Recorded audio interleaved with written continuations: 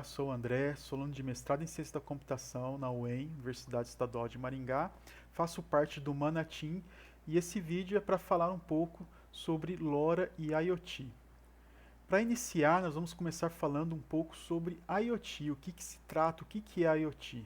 IoT é uma palavra inglesa, né, que significa Internet of Things, ou seja, Internet das coisas, né, traduzindo para o português, Internet das coisas.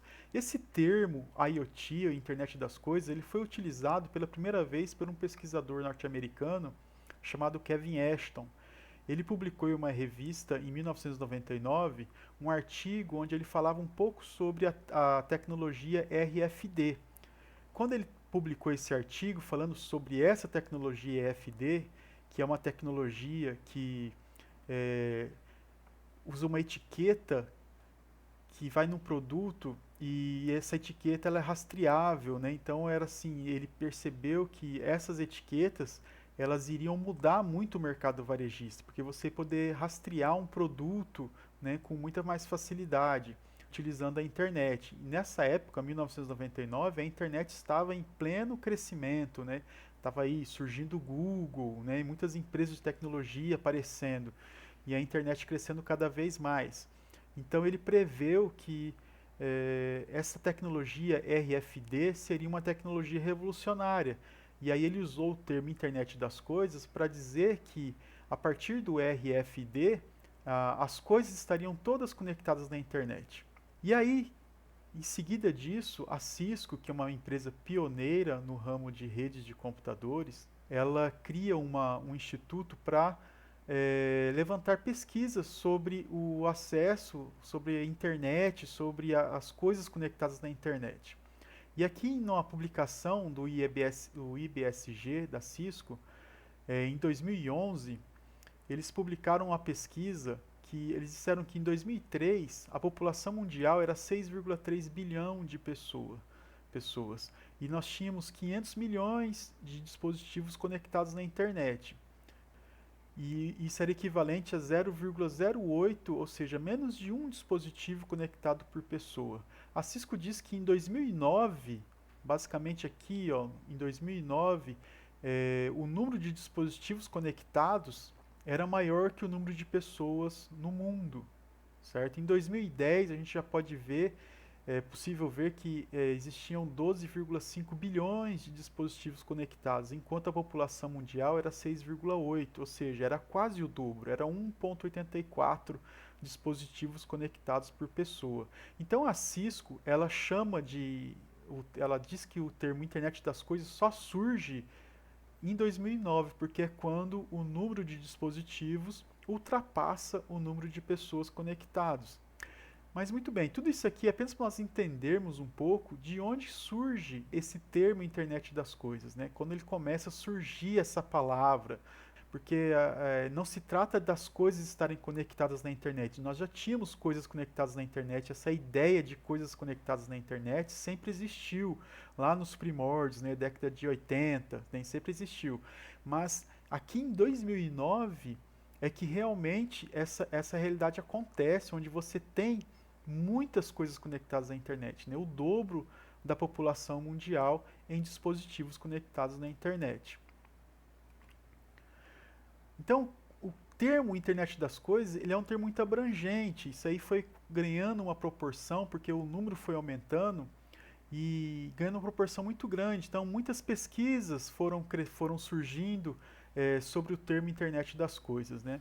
Então, esse autor, Al-Fuqaha, ele diz que a internet das coisas ela se apoia em 8 pilares, ou seja, tem 8 mercados verticais que conversam entre si na horizontal. Então nós temos aí a indústria 4.0, a agricultura 4.0, casas inteligentes, cidades inteligentes, educação, transporte, logística, mercado varejista, veículos e trânsito, né? Então todos esses pilares aqui, esses oito pilares, formam aí o que ele diz da internet das coisas. Então, por exemplo, indústria 4.0. Por que é a indústria 4.0? A internet das coisas ela revolucionou a indústria. Hoje a indústria ela trabalha muito com sensores. A maneira da manutenção nos equipamentos de uma indústria mudou demais depois que surgiu a internet das coisas, porque você tem sensores nas máquinas e aí você consegue acompanhar em tempo real um problema que pode acontecer. E aí você associa isso à inteligência artificial, né? Você consegue então prever quando aquela máquina pode dar problema. A inteligência artificial trabalhando junto com a IoT aí, junto com sensores em determinados equipamentos industriais, é possível prever e falar assim, ó, amanhã tem que dar manutenção, senão depois de amanhã a máquina vai parar.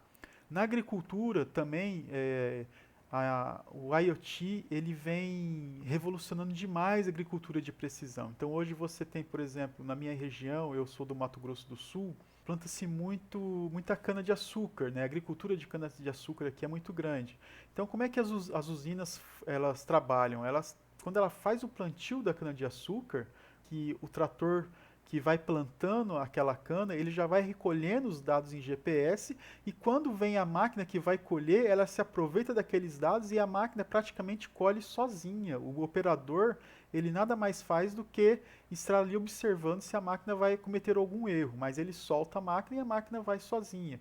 Fora esse tipo de aplicação, tem outros como sensor de umidade de solo, sensor de temperatura do ambiente, né, tem vários sensores que ajudam aí na irrigação, né, de algumas plantações. Então, a agricultura também, sem contar com drones também, tudo se utilizando da internet das coisas para conseguir melhorar aí a sua produtividade.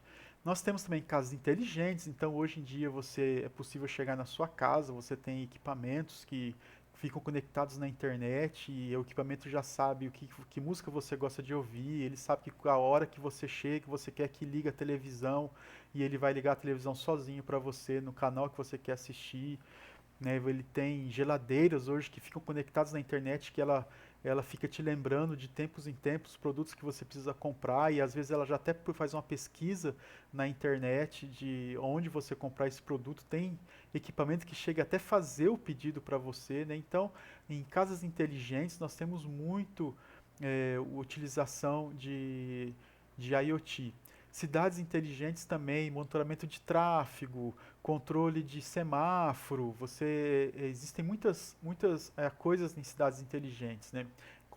Questões de segurança. Então você tem vários sensores distribuídos na cidade que auxiliam. Na educação também existe muitos aplicativos, existem muitos dispositivos vestíveis que auxiliam às vezes pessoas com deficiência, alunos que têm deficiência, às vezes deficiência visual, e aí vai na biblioteca, ele utiliza um determinado dispositivo que ajuda ele a localizar um livro, ele consegue ou até auxilia ele na leitura de um livro, né, e outros vários aplicações. Em transporte e logística, com rastreamento de veículo, monitoramento, né, de transporte de veículo. No mercado varejista, hoje se utiliza muito compras online, então é possível você descobrir se tem o produto no estoque, se aquele produto que está vencendo ou não está vencendo, né, data de validade, sem a necessidade de ter um funcionário percorrendo as prateleiras, você consegue verificar isso. Veículos e trânsito, né, então como eu já tinha falado um pouco, além do trânsito, você tem veículos hoje que vêm com muito sensoriamento, então às vezes tem veículo que tem tanta tecnologia embarcada que às vezes ele vai bater, o veículo freia sozinho quando ele percebe que vai ocorrer uma batida, né? Então, hoje é possível nós vermos nesses pilares do IoT como isso aí funciona. E tudo isso é coletando dados, né, recebendo dados, né, de maneira através de sensores também, e às vezes até atuando de alguma maneira no ambiente onde esses sensores estão colocados. E tem uma definição desse mesmo autor que eu falei anteriormente sobre a internet das coisas que eu acho bem interessante, que ele diz assim que a internet das coisas permite que os objetos físicos, né, então são as coisas, os objetos físicos são o que a gente chama de coisas na internet das coisas. Então as coisas, os objetos, A IoT permite que esses objetos vejam e ouçam. Como é que é ver e ouvir? Como é que o objeto consegue ver e ouvir? É através de sensores. Então você tem sensores, sensor de temperatura, sensor de umidade, sensor de presença, você tem vários tipos de sensores que permitem, que façam com que esses objetos praticamente vejam e ouçam, né?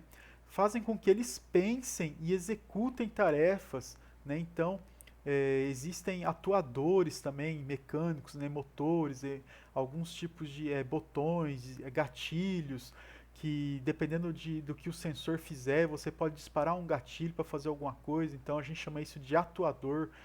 Então um dispositivo físico que ele pode atuar de alguma maneira no ambiente onde ele está inserido e executar alguma tarefa, fazendo com que eles conversem juntos, e essa parte de conversar juntos, né, e compartilhar informações, que eu também acho muito importante para o que eu vou falar hoje nesse vídeo, porque isso aqui trata da comunicação, como que esses sensores se comunicam, como que esses sensores vão se comunicar. E coordenam decisões. Essa questão de coordenar decisões é quando a gente pensa em inteligência artificial. Então você consegue ter auxiliada desses objetos esparramados com sensores em vários pontos, a internet das coisas ela ajuda na coordenação de decisões, nas tomadas de decisões, né, de alguma maneira. E esses objetos físicos, então, eles têm um papel muito importante quando estão todos juntos, conectados e compartilhando informações. E o que eu vou tratar com vocês nesse vídeo é justamente essa questão de como eles compartilham informações. E é aí que o LoRa vai estar inserido, mas eu ainda não vou falar um pouco sobre LoRa. Falando então sobre tecnologia de comunicação, eu quero primeiro distinguir algumas tecnologias para que vocês possam entender um pouco o que significa isso. Algumas linguagens aqui que são um pouco complicadas. Então, nós temos vários tipos de tecnologias, e essas tecnologias de comunicação, elas formam tipos de redes. Redes de comunicação, o que é uma rede? É quando você tem vários pontos se conversando entre si. Nós temos uma rede bem básica, que hoje em dia todo mundo conhece, que é a rede LAN, que é uma rede local. Então, se você tem um roteador Wi-Fi na sua casa, você tem uma rede local. E a rede LAN, como a gente pode perceber por esse gráfico, onde ele trabalha com velocidade e energia, e aqui nesse eixo ele trabalha com distância, né? A gente vê que a rede Wi-Fi, que é em suas variantes, né, que é A, B, G, N e AC, ela é uma rede de alta velocidade, de alto consumo de energia, tá? Mas de um alcance pequeno, até 100 metros, e isso se você não tiver muito obstáculo. Se tiver obstáculo, você já não tem um alcance tão grande assim. Tá? Então essa aqui é a rede local. Nós temos a rede que a gente chama de rede PAN, ou seja, uma rede pessoal, né? Essa rede pessoal é composta por algumas tecnologias. Então tem o Bluetooth, que é bem difundido, né? Então hoje a gente utiliza fone de ouvido, smartwatch, smartband, que utilizam Bluetooth para se comunicar com o celular. Então existem controles de videogame que também se utilizam de Bluetooth para comunicação. Então o Bluetooth ele é uma tecnologia que transmite em baixa velocidade, não é tão alto como é uma rede Wi-Fi, por exemplo. E ele também, mas ele tem um alcance bom. O Bluetooth aí, sem obstáculos, ele chega a uma boa quantidade de metros aí, 10, 20 metros aí, tranquilamente. E ali, parecido com o Bluetooth, nós temos o Zigbee e o Thread, né, o Thread. O Zigbee, ele é uma tecnologia que é concorrente do Bluetooth, só que ele permite configurações de redes diferentes. O Zigbee é muito utilizado no IoT para automação de prédios, automação de casas, né, casas inteligentes, né, prédios inteligentes. E aí nós temos também o NFC e o RFID. Né? O RFID é uma tecnologia bem antiga, mas que começou a ser utilizada aí no mercado varejista. E o NFC é uma tecnologia que descende do RFD. O NFC é aquela tecnologia utilizada para pagamento de cartão, né? Então você encosta o cartão na maquininha e ele paga. Então é uma tecnologia de baixo alcance, né? Para você conseguir comunicar tem que ser cerca de no máximo 10 centímetros.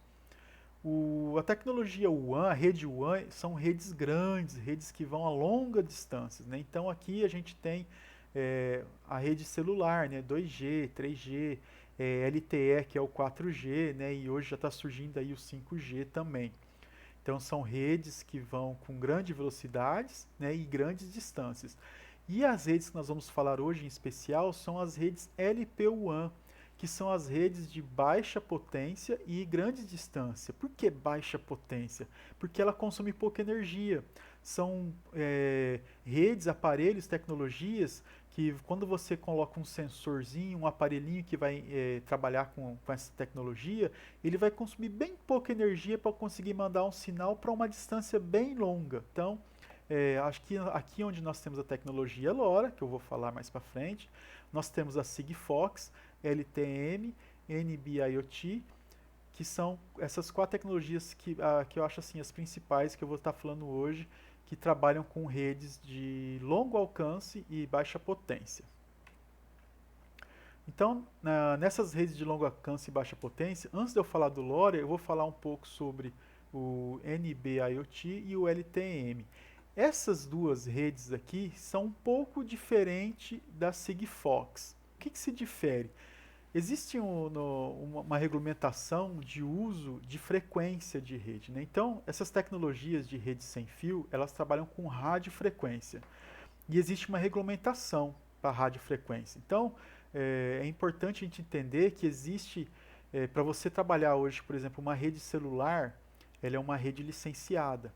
Então, para uma empresa de celular, de telefonia celular, implantar uma antena em uma determinada cidade, em um determinado bairro, ela tem que ter uma autorização, no nosso caso aqui, da Anatel, que é a agência reguladora, né, do Ministério da Comunicação, para poder implantar aquela rede ali. E ela paga isso. É tipo assim, o governo ele vende o espaço da radiofrequência para aquela empresa atuar. Então existem as bandas que são bandas controladas, tá? Ou bandas licenciadas, que aí para você utilizar essas bandas, você tem que ter autorização do governo e você tem que pagar para isso.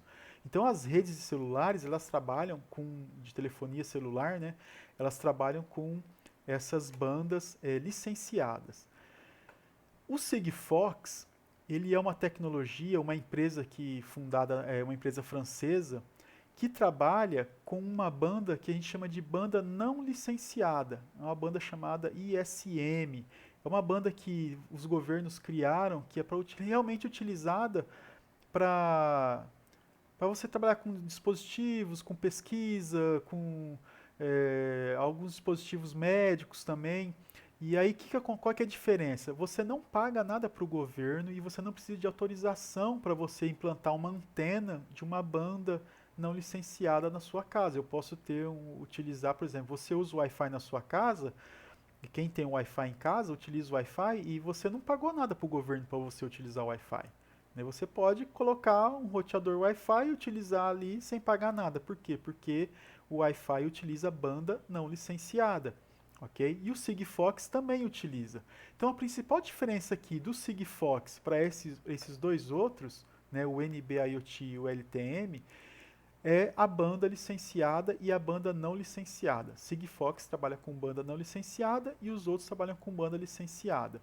No demais, eles são quase mais parecidos. O NB-IoT e o Sigfox são ambos com baixa potência, ou seja, consomem bem pouca energia, tá? E um alcance muito grande. O LTE-M, ele já consome um pouco mais, o consumo de energia dele é um pouco maior, mas ele também consegue transmitir mais dados, ok?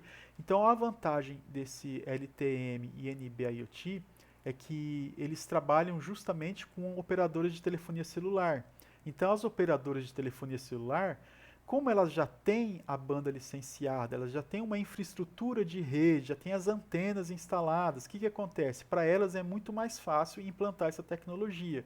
E aí eles conseguem distribuir soluções para empresas que trabalham com, por exemplo, em agricultura, né, onde você está lá, os sensores estão esparramados no campo lá longe, você tem longas distâncias, né, você não tem energia disponível, você precisa de um sensor que consome pouca energia, de um equipamento que consome pouca energia, e você precisa alcançar, transmitir esses dados para a internet, mas a torre da internet que recebe, que faz o seu gateway, né, ele está muito distante.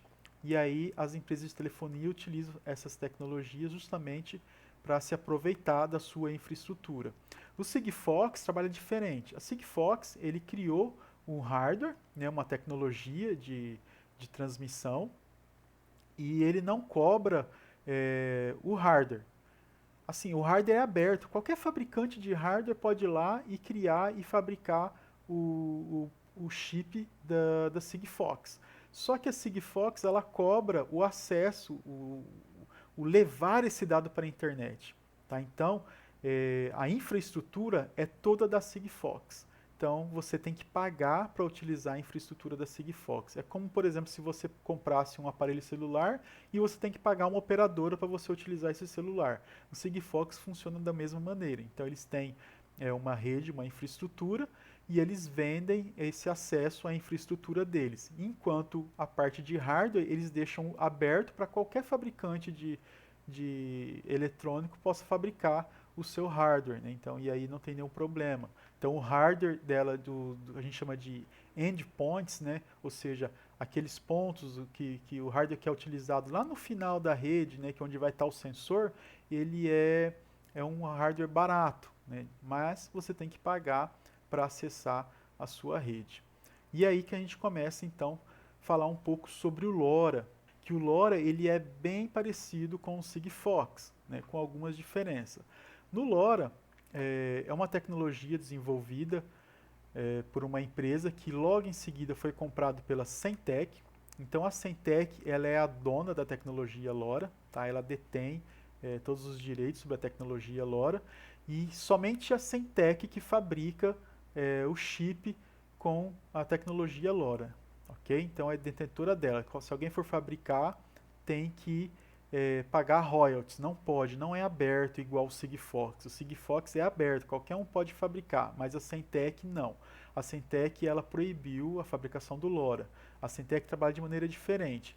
Aí a Semtech criou o LoRa Alliance, que é uma convenção de várias empresas de produtos eletrônicos que regulamenta a camada lógica da rede LoRa, que é o LoRaWAN. O LoRaWAN é a camada lógica que é administrado pelo LoRa Alliance, que no qual faz parte a Semtech. Então, onde que a Semtech ganha dinheiro no LoRa? Ela ganha dinheiro porque ela fabrica os chips. Então, a parte de hardware é onde ela ganha dinheiro.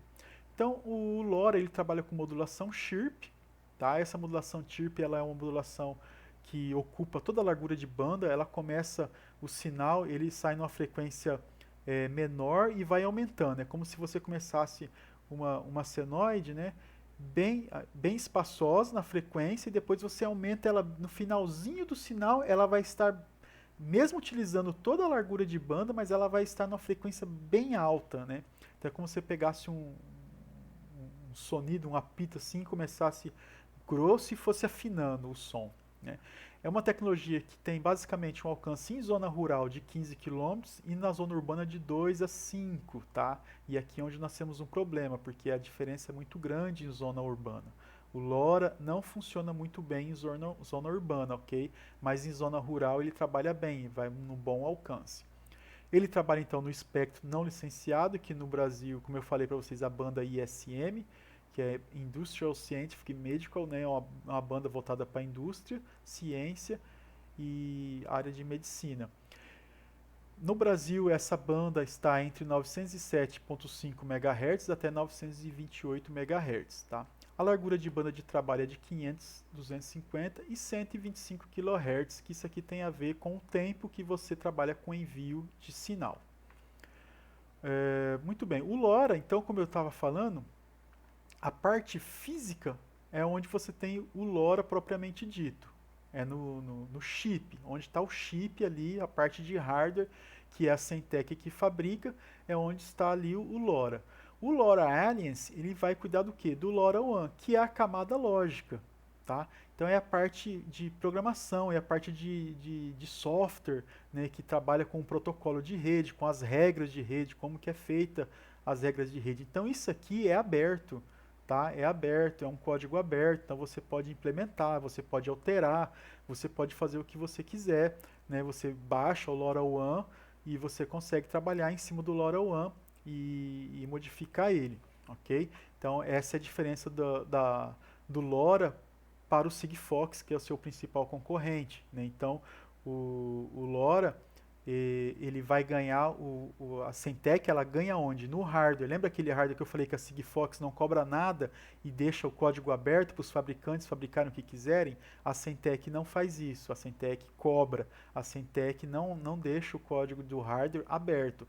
No entanto, a parte de infraestrutura, você não necessariamente precisa do LoRa Alliance para você fazer a infraestrutura. Você pode criar a sua própria infraestrutura.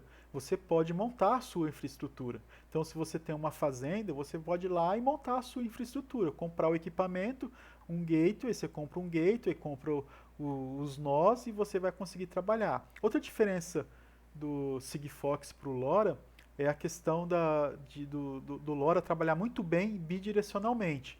Ele pode, um nó que fica no final, ele pode tanto enviar com facilidade, como também receber sinal com facilidade. No Sigfox já não funciona tão bem essa questão bidirecional, tá? Enviar é muito fácil, mas receber, o hardware para receber, ele não é tão sensível, ele tem uma dificuldade em receber. Então o Sigfox também tem essa diferençazinha aí.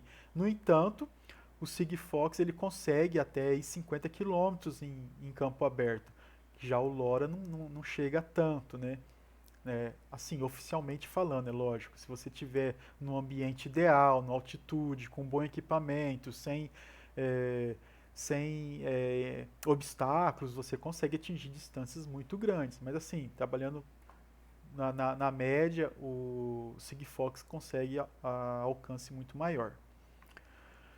Então aqui é um exemplo basicamente de como é uma rede LoRa, né, para a gente já estar finalizando, para vocês entenderem.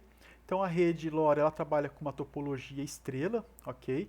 E aqui nós temos então os nossos nós, né? Então aqui nós temos os nós sensores, né? Então você tem aí, imagina que você tem vários sensores, monitoramento, né?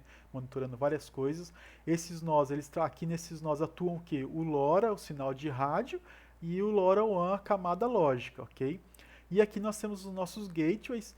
O que o gateway faz? O gateway ele vai pegar essa rede, topologia estrela, e vai pegar os dados desses nós e vai jogar numa outra rede, nesse backhaul, né? O que é o backhaul? É o tronco, esse tronco em trocamento de redes, aí onde ele vai sair de uma pequena rede e ir para uma rede maior, né? Então, isso pode ser feito através de uma rede 3G, né? Você pode ter um gateway que tem um LoRa para comunicar com os dispositivos e pode ter também um 3G embutido aqui para se comunicar com uma rede 3G. Ou também você pode, esse gateway pode estar conectado via Ethernet, né, ou por cabo, ou por Wi-Fi, né, conectado numa rede maior. Só para recapitulando, quando eu falei do Sigfox, a parte que é cobrada, essa parte aqui, ó, onde você tem o servidor de rede, o network, e o concentrador, o gateway, no Sigfox isso aqui é cobrado. É o Sigfox que fornece essa parte, tá? De tecnologia. No LoRa não, você pode criar você mesmo. Você pode, por exemplo, pegar um servidor de rede, você pode ir lá na Amazon, na AWS, você pode utilizar da Microsoft, você pode utilizar vários outros servidores gratuitos, né, de dados, onde você pode receber os seus dados. Né? Você não necessariamente precisa pagar para a LoRa Alliance para você utilizar isso aqui. Isso aqui é aberto.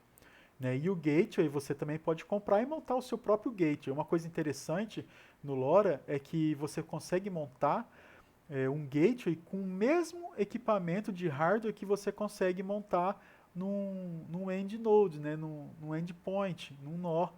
O mesmo equipamento de hardware que você utiliza para um nó, você consegue trabalhar e fazer ele de um gateway. Lógico, ele vai ser um gateway limitado, né? Não vai ter aquele desempenho, vai ser limitado o número de conexões, mas dependendo da sua aplicação, ela pode até te atender. Se for para uma pesquisa, né, fica simples.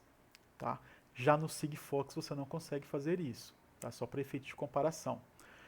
E aí você cria uma aplicação, um servidor de aplicação, onde você vai acessar esses dados, né, que estão sendo recebidos pelo seu concentrador, né?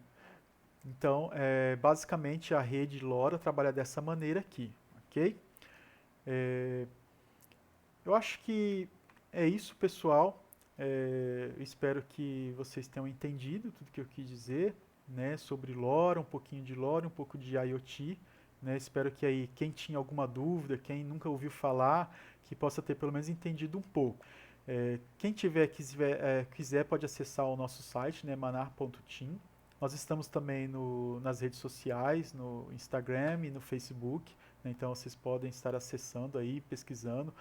Podem mandar dúvidas, tá? No site do Manatim tem o nosso e-mail lá, é manar@uem.br, que vocês também podem estar mandando dúvidas pelo e-mail, ou pode deixar aí no link do vídeo, aí nos comentários, né, deixar alguma dúvida que a gente vai estar procurando responder vocês, ok? Um abraço, fiquem com Deus e até a próxima.